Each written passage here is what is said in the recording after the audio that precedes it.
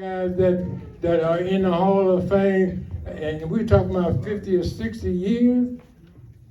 The first team to ever win 3 consecutive national championships, and you ask me, what's the problem? You asking, you're making Mike Lennon a contributor. He was at the elbow. He was at the elbow of Naismith in Kansas. So what's the problem? The problem was and still remains race in America, white privilege and white supremacy. We still have to deal with that today. So, if you want to be real, come and talk to Dick Barnett. I heard a brief story on the Q&A after, but can you tell me from your point of view, how did you come into the film? Sure. So basically what happened was there was an article written by George Willis about Dick Barnett and his effort to get the team remembered. That article was forwarded to me by a guy named Ed Peskowitz. 11 years later, the film is out. Some of the things that we see are still going on today.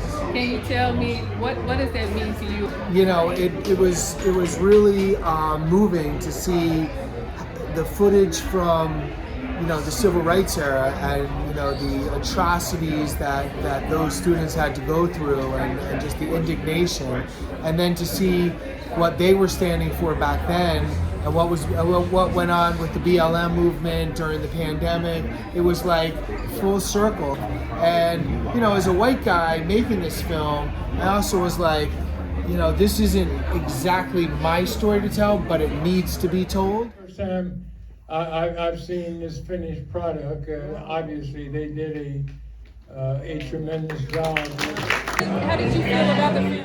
It's well done, and I didn't realize that Dick had such a problem trying to get the team into the Hall of Fame. I knew, when it happened in 2019, I was so glad to see that it happened. What's the significance and importance of passing down a legacy like that and making sure that these type of stories get told?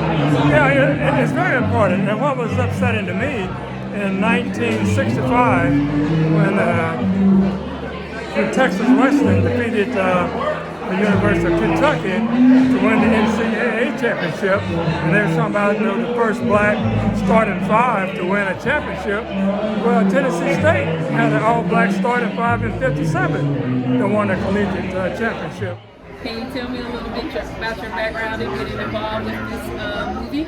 Sure. Well, I wasn't here at the very beginning. This began in 2011, the process of making this film, and it was actually in 2018 that I was working with Eric Druck, the director of the film. We got a call one day from Ed Peskowitz, the film's executive producer, and he was like, guys, it's finally happening. He said the team is getting inducted into the Hall of Fame and we have to finish the film. I instantly realized that I was speaking to a living legend. That's who Dick is. He's a living legend. Dr. Barnett, we are just so excited to be here from Nashville, Tennessee. My name is Grant Winrow, and I serve as Special Assistant to President Glenda Glover at Tennessee State University.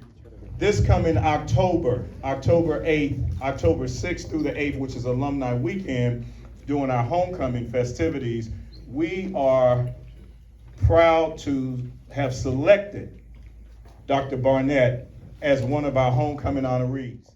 Since I am the dream whisperer, let me tell you about the dream paradigm. Check this out. I have a book coming out called Up the Back Stairs. You go upstairs, you can see us. We're the undefeated team. All right, tell me your name. Edwards. They call me Tex Edwards. Okay, Mr. Shoot 'em up, Edwards. Tex. And out of this concept is the dream paradigm, the 5 C's. And I say this as I go to bed every night, and I said if I'm fortunate to wake up in the morning. What did you take away from today's screening? I think it was long overdue, and I think they did an excellent job of presenting this film. It was this documentary. I think it symbolizes the hard work, the vision, the vision of Dr. Barnett and what he accomplished over his time spent of throughout his career. I think the thing that I took away from the most is tenacity. As a young man, I began playing at the Friendship House with a ping pong ball and a tin cup. One of the things, I went to the court every day, honing my skill so I could make them pay. There were no off days and time to relax.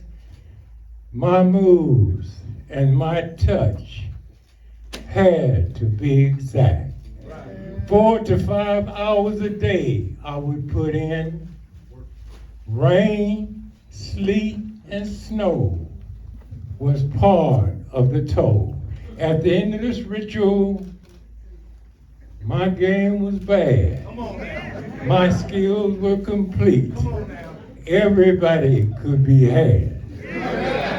I was the talk and toast of the town, handshakes, publicity, and offers abound. But my dedication had a regrettable flaw. My class work was shoddy, and it was mostly my fault.